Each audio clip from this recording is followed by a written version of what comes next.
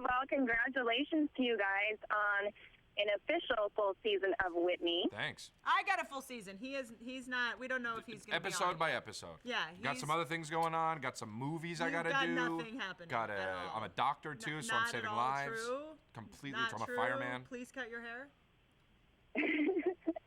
So, do you feel any added pressure now that you are an NBC sitcom full-timer, Whitney? Oh, man. We get to let things develop now. It's way better. Right? I think so too. I think the pressure is taken off because there's less pressure to fit all these ideas and all the stuff we want to do in 13 episodes. We now have 22. So I think it takes the pressure off a little bit, and it makes it so we can kind of just, take our times. Take our times. That's not a phrase. And we can sort of dig deeper into our relationship and dig deeper into the other characters.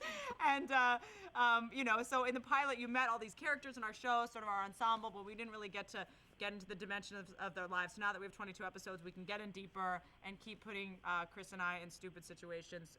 We just had Lisa Lampanelli on the show. We put him in a pair of really tight jeans so he no longer has sperm. So we just have so many ideas, and I'm so excited that we get to do more, so we get to actually do them. Now, you two are both stand-up comics and hilarious at that. Me more so than him. Thank you very much. I think I'm more so than him, I would say. But what has been the biggest challenge for you transitioning from the stage to the small screen? I think the biggest upside and the why we chose to do a multi-camera is because we're both comedians and we wanted to be in front of a live audience because that's where, we come from. We like to make strangers like us. That is our skill. So it was really cool to do a show in the vein of The Cosby Show and Seinfeld and all these classic sitcoms, centered around comedians.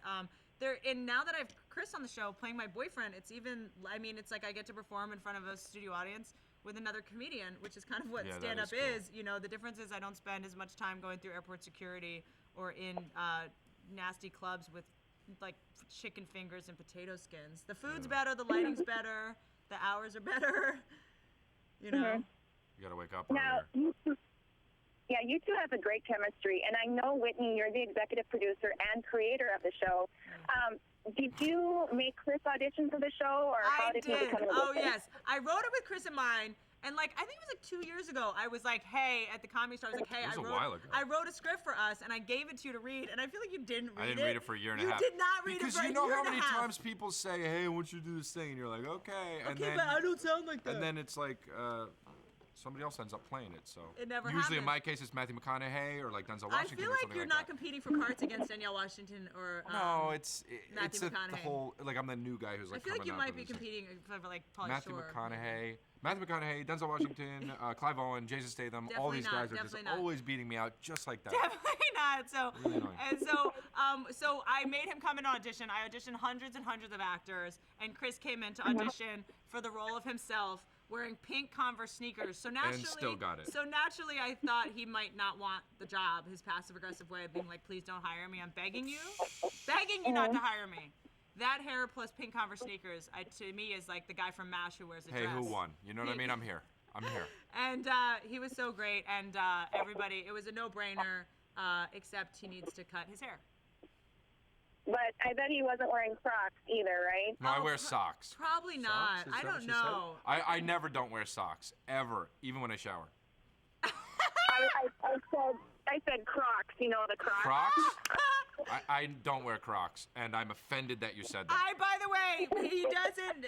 He also has a pair of flip-flops with lobsters on them. Roosters. So you always mess it up. It's roosters. So if just to make sure you know that you're never going to fall in love with him or ever want to be with him sexually, now you know. It's over. I'm not looking for love, man. I'm looking for one night.